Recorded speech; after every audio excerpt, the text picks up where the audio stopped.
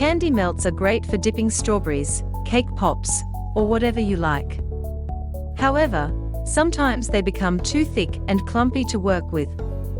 Fortunately, you can use oil flakes for candy melts to help them reach your desired consistency. What are oil flakes for candy melts?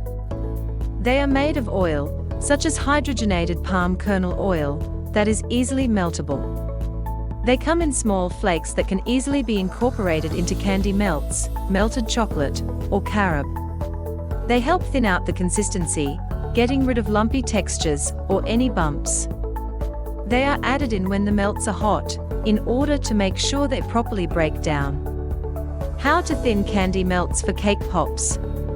Add up to 2 tablespoons of oil flakes to your melted candy melts. If needed, you may mix them in over a stove or heat source if the melts have hardened up too much. Mix them into the melts until they have completely dissolved. The oil flakes will not affect the color or taste of your candy melts. Be sure to never heat your melts past 115 degrees Fahrenheit, as this will cause them to burn.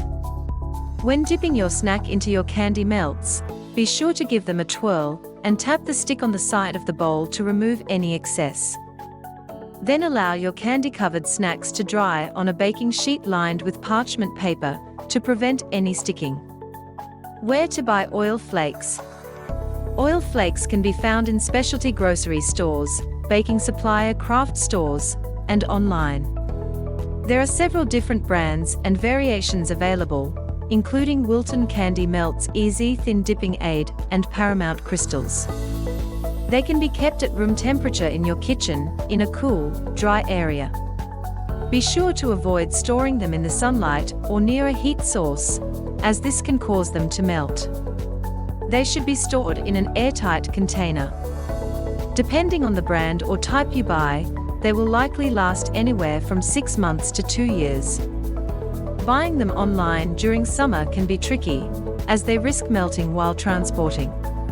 If you like this video, don't forget to like and subscribe.